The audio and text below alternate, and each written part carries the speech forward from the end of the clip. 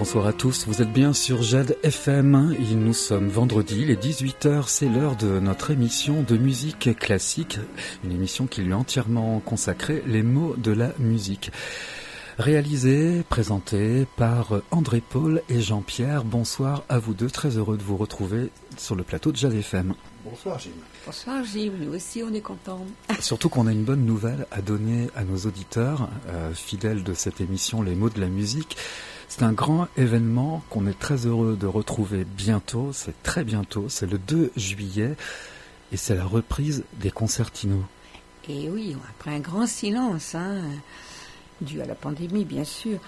Alors normalement nous aurions dû faire un concertino le 15 mai, mais c'était encore trop tôt. Alors nous avons trouvé une solution pour le faire exceptionnellement le 2 juillet. Ce sera au Val-Saint-Martin. Nous avons pensé que c'est un vendredi soir, parce que le samedi, les artistes n'étaient pas libres. C'est un vendredi soir, alors nous avons retardé et nous avons mis à 20h pour que chacun puisse arriver tranquillement après le travail. Alors nous attendons un quatuor que les Porniquais connaissent un peu. C'est le quatuor Prazac, qui est un excellent quatuor depuis 50 ans, qu'il tourne à travers le monde. Mais les musiciens, c'est comme tout le monde, ça vieillit, ça se fatigue. Donc ils ont remplacé 2 de leurs membres par 2 plus jeunes. Et puis comme ça, ça pète le feu, quoi. toujours de Prague.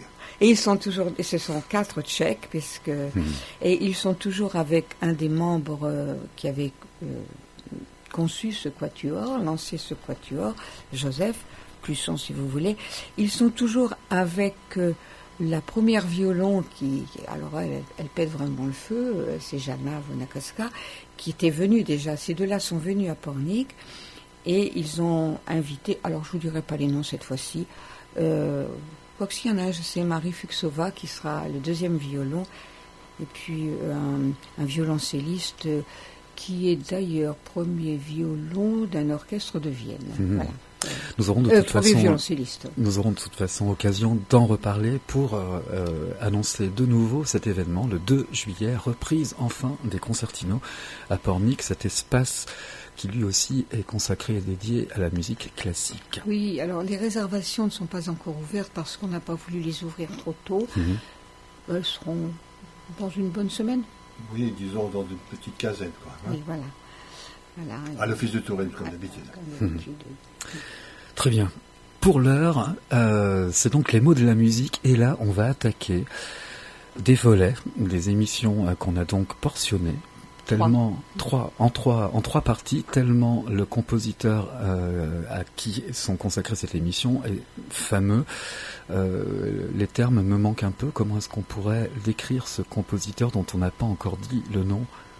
C'est la pétillance de la musique, et puis après tout, non, c'est l'enfant miracle de la musique, c'est comme ça qu'on a baptisé.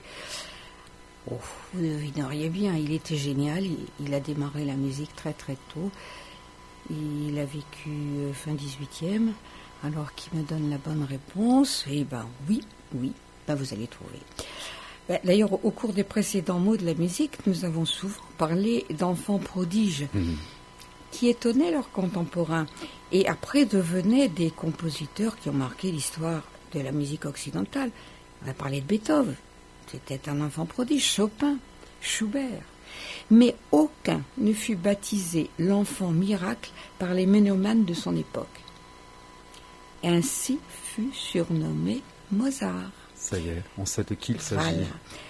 Et d'ailleurs, un historien de la musique anglais relate qu'un de ses amis voltairiens, alors qui dit voltairien, je traduis, un athée pur et dur, lui avait avoué: pour une fois, j'ai vu un miracle, c'est le premier. Il est bien visible, donc irréfutable. Eh oui, ce miracle s'appelle Wolfgang Theophilus Mozart. Il est né le 27 janvier 1756 et il est le 7e enfant de Maria et de Léopold Mozart. Léopold est un violoniste du prince archevêque de Salzbourg. Seuls atteindront l'âge adulte. Wolfgang et sa sœur Nannerl, de 4 ans, sont aînés. Ah, connaissez-vous Salzbourg? C'est une ville située entre l'Autriche et la Bavière. Et c'était à l'époque une principauté archevêchée. Donc elle était gouvernée par un prince archevêque. Et donc il y avait une cour, et il y avait donc une musique de cour, et elle fut d'abord, puisqu'il y avait un archevêque, religieuse. Mais quand même, c'est à Salzbourg que fut donnée en Europe la première représentation d'un opéra, en dehors de l'Italie bien sûr, en 1614. C'était une porte ouverte pour la musique profane. Ah voilà, le décor est placé, la famille est unie, les ressources sont honnêtes, on habite un logement correct, le papa est musicien, il est employé, il a un salaire dans une ville où la musique est la bienvenue. Alors, l'enfant miracle peut arriver. D'ailleurs, quand il arrive, il ne reste que Nannerl, sa sœur et lui, les autres sont décédés. Nannerl va tenir un journal. C'est son papa qui lui demande. Et elle témoignera plus tard de la vie quotidienne de la famille. Alors on peut donc imaginer cette famille. Oh, une famille heureuse. Dans sa 4e année, notre père commença à lui enseigner au clavecin quelques pièces et menuets.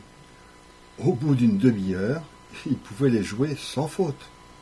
À 5 ans, il composait déjà quelques petites pièces qu'il jouait au clavecin et que son père notait sur le papier. Ben oui, parce que à cette époque-là, et à cet âge-là, il ne savait pas encore écrire la musique. Alors on va écouter un de ces menuets composés à 6 ans.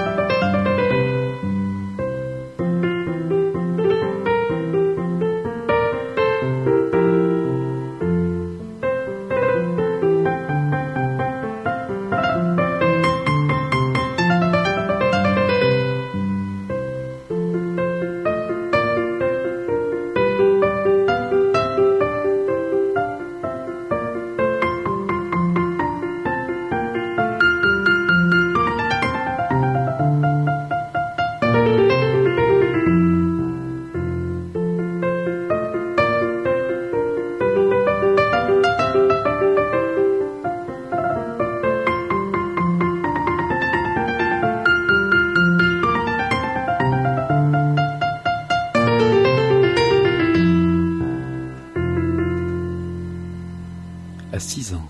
À 6 ans. C'est incroyable. Quel rythme déjà pour le menuet.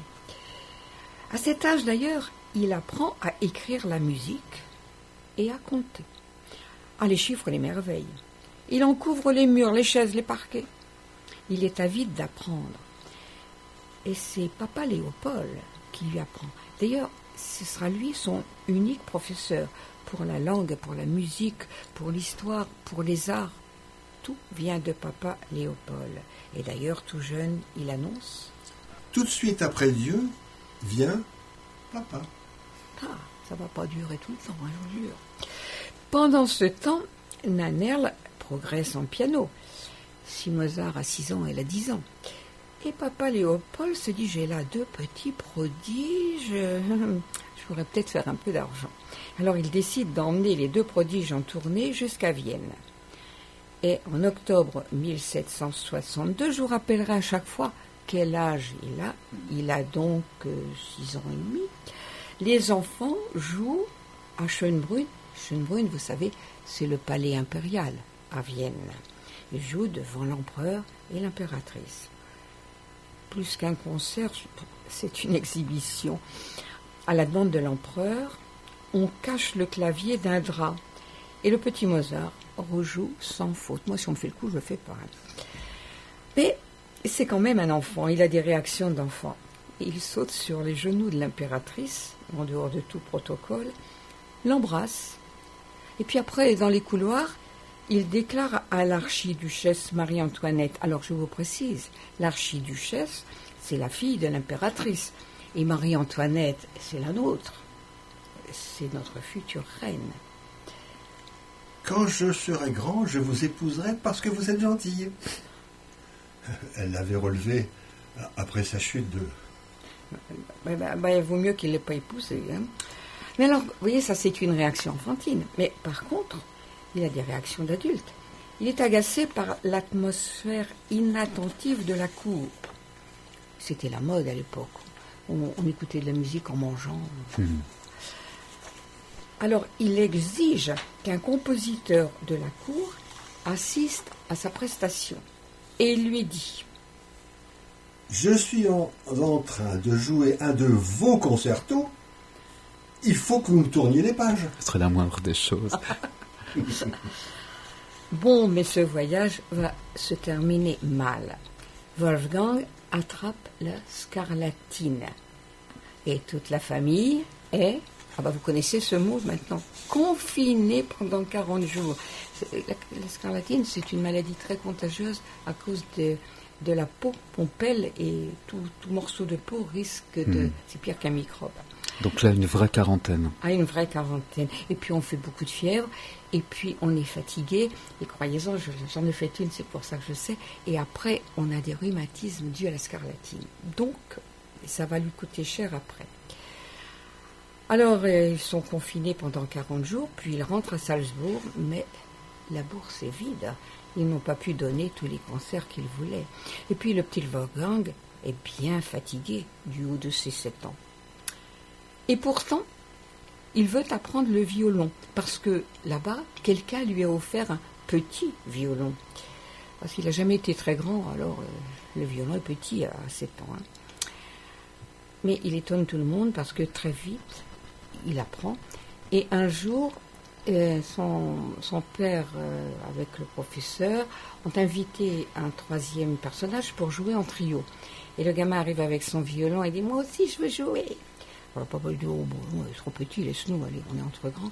Alors il insiste, et comme il commence à pleurer, l'ami venu lui dit: écoute, tu vas jouer ma partie avec moi. Et bientôt le monsieur s'arrête et le gosse continue tout seul devant un papa éberlué. Voilà, c'était ça, comme ça chez Mozart. Alors, petit Mozart va composer des menuets, continuer comme ça, et en juin, 6 mois après le retour de Vienne, la famille s'embarque dans un voyage à travers l'Europe et qui durera 3 ans. Vous voyez, entre 7 ans et 10 ans, il ne rentrera pas chez lui, il va voyager. Alors, Munich, Augsbourg, Ulm, Stuttgart, Francfort, Liège, Bruxelles, et ça tourne. Hein. On fait du tourisme, mais le voyage est loin d'être super organisé. Il faut dire que Léopold, c'est aussi un artiste, c'est pas un organisateur. Il a oublié de prévenir, ou il a mal prévenu, si bien qu'on arrive chez un prince qui est à la chasse. Il faut attendre le bon vouloir du prince qui rentre de la chasse. Il faut aussi se heurter à la concurrence de la musique italienne. Donc, ça marche pas trop bien quand même. Mais on reçoit des cadeaux. Oh oui, le petit Mozart reçoit une petite épée, des dentelles, des jolis flacons, des tabatières. Mais les princes n'ont pas le sou. Et les réserves financières de Léopold s'épuisent. Et puis, Wolfgang ne peut pas composer. Donc c'est pas génial, mais enfin, Paris s'offre à leurs yeux. Alors là, ils ont quand même une chance, c'est d'être accueillis par un baron, le baron von Grimm, un diplomate, ami de Voltaire. On connaît tous les philosophes de l'époque. Il est homme de lettres. Et il va leur ouvrir les portes de la noblesse parisienne, à qui il écrit en décembre 1763. 2 enfants viennent d'arriver ici. Le frère, 8 ans en janvier prochain, est un phénomène si extraordinaire. Il a pu jouer de tête pendant 1 heure et s'abandonner à l'inspiration de son génie. Alors les enfants jouent à Versailles devant Louis XV et Madame de Pompadour le jour de l'an 1764. Alors papa va faire publier les 4 premières sonates pour clavecin avec accompagnement de violon. Oh, on va en nous dédicacer une à Madame Victoire de France, qui est la seconde fille de Louis XV. Alors, on va en écouter le 4e mouvement qu'il a probablement composé en octobre 1763 à Bruxelles. Donc, vous voyez, encore avant le Nouvel An. On l'écoute? On écoute.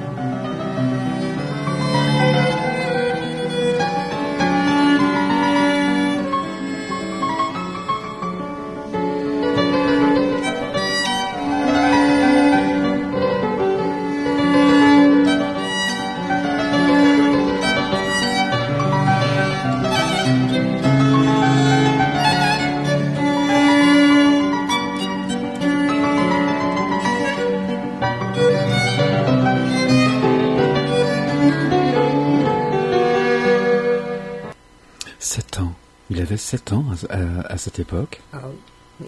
Extraordinaire. Oui, mais vous remarquez, ça n'est pas encore une sonate pour violon.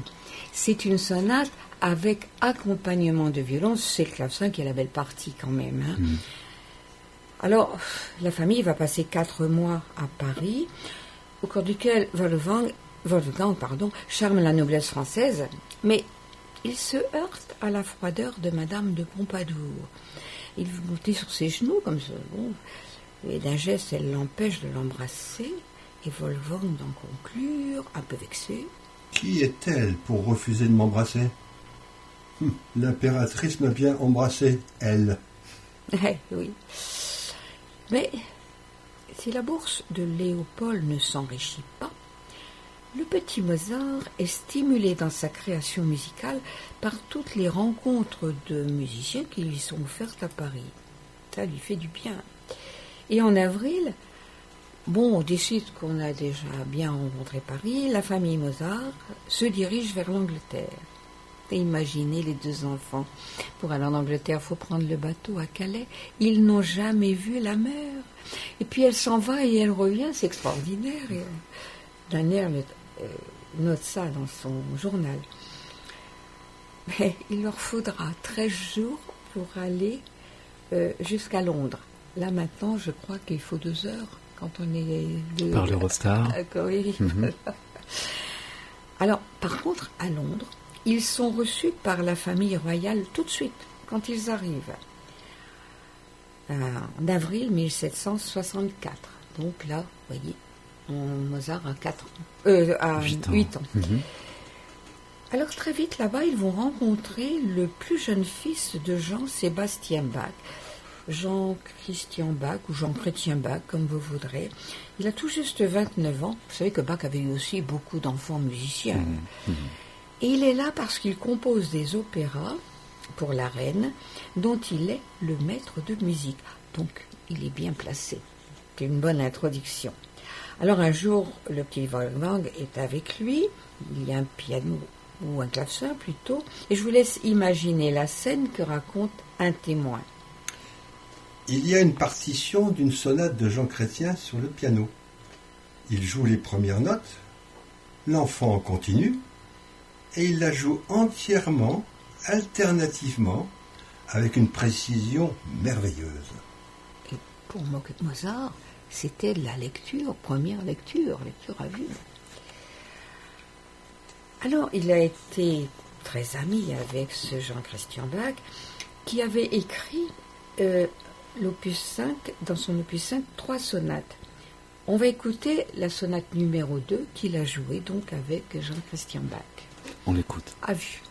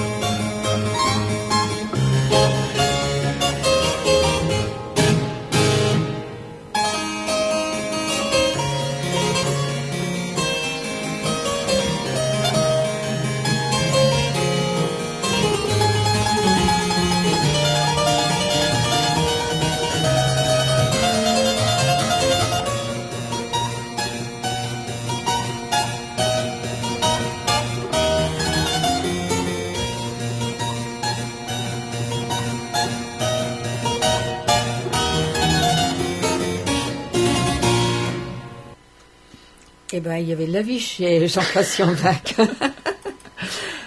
Eh bien, le jeune Mozart, quelques années plus tard, transformera ces 3 sonates, parce qu'il y en avait 3, en concerto pour piano. Alors, pour vous montrer le passage, on va écouter le concerto qui a été écrit sur cette sonate. Le K107. Le K107.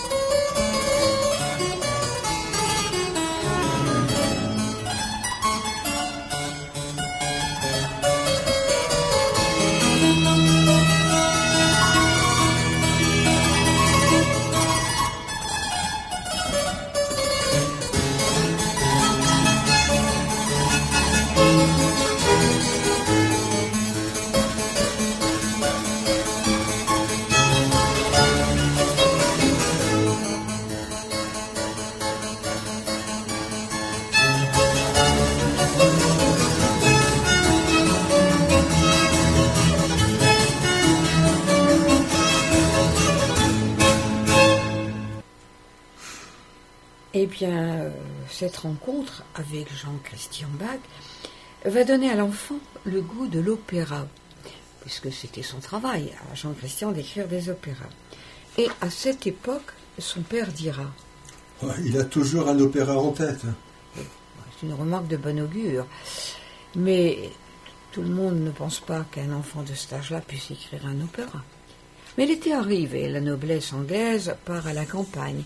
Les salles de concert londoniennes se ferment. Alors le papa va faire éditer les premières sonates de Mozart. Mais ça coûte cher. Léopold s'inquiète. C'est vrai que Léopold est toujours en train de compter ses sous, d'ailleurs, et de se plaindre. Mais au fond, qu'importe. Mozart a découvert les opéras italiens et la musique de Handel.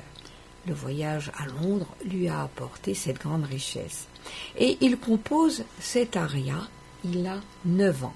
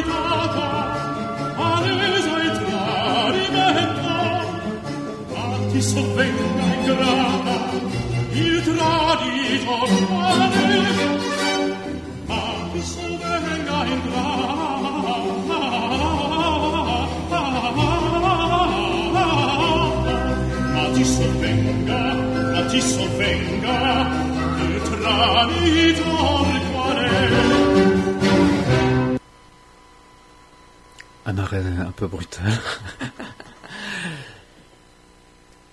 Cet aria donc de 1765, oui. Il avait donc 9 ans. Voilà. La famille quitte Londres en juillet 1765 et part pour la Hollande. Ah, mais ils sont obligés de s'arrêter à Lille. Wolfgang et Léopold sont malades. Mais après, on va visiter la Flandre et Léopold va faire découvrir à ses enfants la peinture flamande. Il est pédagogue dans l'âme, ce Léopold. On arrive enfin à Amsterdam, où là, plusieurs grands concerts sont organisés, et puis on retourne à Paris. Et de Paris, vous savez, le comte Grimm qui les avait accueillis au départ leur dit « Mais arrêtez-vous donc à Genève, là-bas il y a mon ami Voltaire, et il va vous présenter à tous ses amis de Genève. » Alors c'est ce qu'on fait. En fait, ils ne verront pas Voltaire, mais Voltaire va quand même leur ouvrir les portes de l'aristocratie genevoise. Et enfin, après 3 ans d'errance. Après 3 ans d'errance, Salzbourg et son prince archevêque les accueillent. Si durant ces 3 ans de nombreuses maladies ont affecté la santé de Mozart et de sa sœur, ils se sont enrichis de culture universelle grâce à Léopold et de rencontres musicales qui les ont ouverts à la musique lyrique italienne. Et oui, il a été dit que la croissance et la santé de Mozart, parce que vous savez, Mozart est toujours resté petit, même adulte, il était petit, avait été altérée pendant ces 4 ans, parce qu'on ne fait pas voyager un enfant si jeune, etc. Mais si l'on compare son expérience musicale et la culture qu'il a acquise à 10 ans, à celle de Beethoven, dont le père était alcoolique, à celle de Schubert, qui était enfermé au conservatoire impérial de Conneville, on peut conclure que Wolfgang a quand même eu de la chance. Mais de retour à Salzbourg, sous la direction de Léopold, Wolfgang redevient un écolier studieux qui se forme à la musique allemande et par exemple à la musique religieuse de Fuchs, qui était un compositeur du siècle précédent. Et je vous fais écouter un très beau Miserere. On écoutera la semaine prochaine le Miserere d'Allegri, mais ça c'est un très beau Miserere aussi. Miserere donc.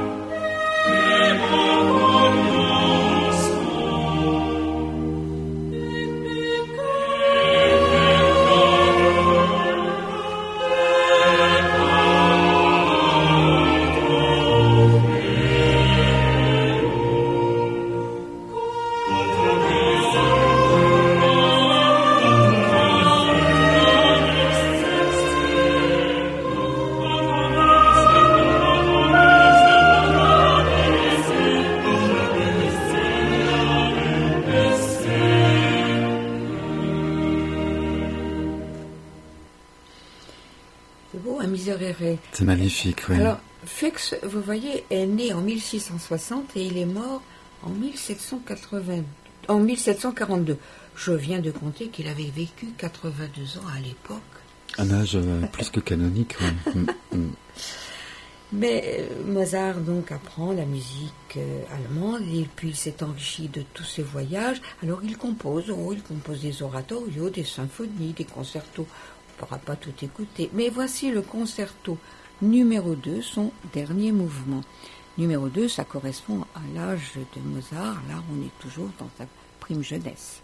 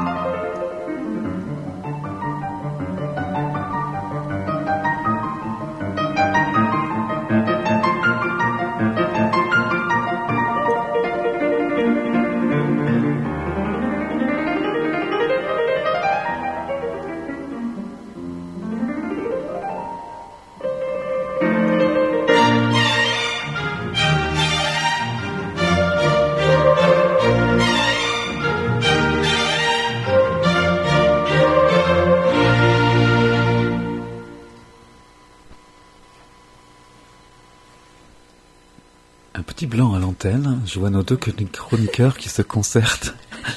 Oui, c'était pour vous dire que ce concerto était joué par Murray Perella, qui est un très grand pianiste et qui n'hésite pas à jouer de la musique d'un enfant de 10 ans.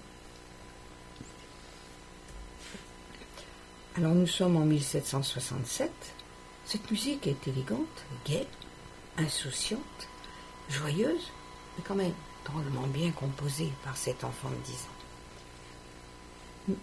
Mais Léopold a la bougeotte. Il faut montrer à l'Europe que Wolfgang évolue positivement, qu'il est avant tout un grand compositeur. Et il espère que ces deux enfants prodiges lui rapporteront de l'argent. Après 9 mois de repos, la famille repart pour Vienne. Eh oui, mais à Vienne, tout a changé. L'empereur François est mort. Marie-Thérèse, son impératrice bien-aimée, n'a plus le cœur à organiser des fêtes comme autrefois. Et puis le fils Joseph, le nouvel empereur, prône l'austérité. Ah oui, mais quel espoir! Voilà-t-il pas qu'une des archiduchesses, enfants donc, je vous rappelle, les archiduchesses sont les enfants de Marie-Thérèse, de l'impératrice, qui en a eu 11 vivants. Vous vous rendez compte? Très rare, ouais, à cette époque. Ouais. Ouais. Alors, Marie-Josépha doit se marier avec le roi de Naples. Il y aura donc des fêtes et des concerts. Ben oui, mais c'est pas de peau. Une épidémie de variole tombe sur la capitale autrichienne et la fiancée décède. Vous voyez, il y avait des Covid-19 à l'époque, hein, ça s'appelait la variole. Maintenant, la variole, on la soigne, mais à l'époque, on en mourait. Et la maladie frappe ensuite sa sœur, Élisabeth. Elle ne va pas mourir. Mais alors, son visage est tellement marqué par la variole qu'elle ne trouvera plus à se marier et elle va finir au couvent. Oh là là, alors Léopold prend peur et se sauve avec ses enfants. Il est trop tard. Les 2 enfants sont rattrapés par l'épidémie. Alors la famille se réfugie à Olmütz, c'est à une 30aine de kilomètres de Vienne, chez le frère du prince archevêque. Et là, Wolfgang va terminer sa symphonie numéro 6, dont on va écouter le dernier mouvement, l'Allegro.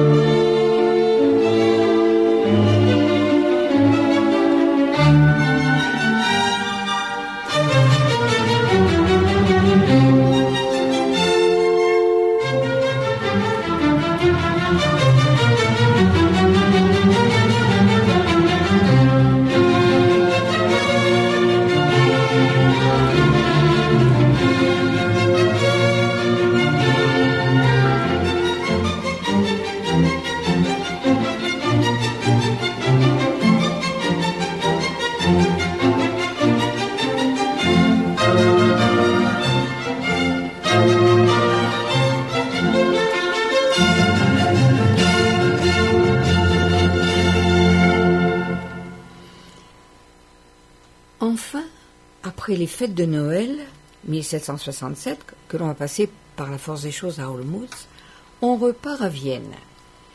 Ah oui, mais à Vienne, il y a Gluck.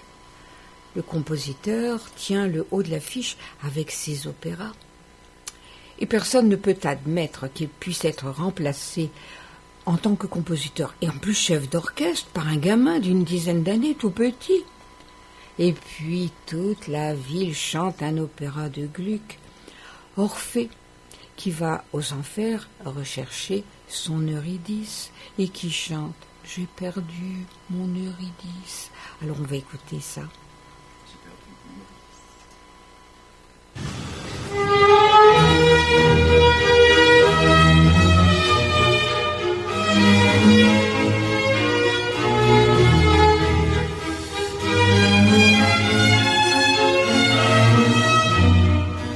J'ai perdu mon Eurydice.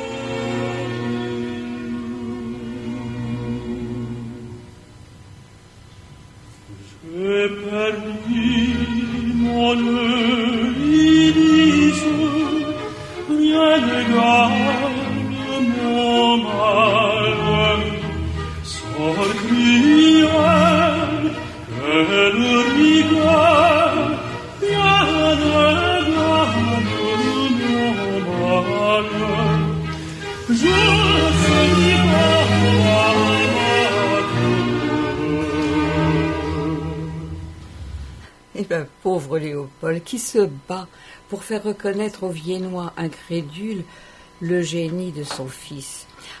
Wolfgang va quand même réussir à faire écouter son premier opéra, Bastien et Bastienne, en petit comité à Vienne.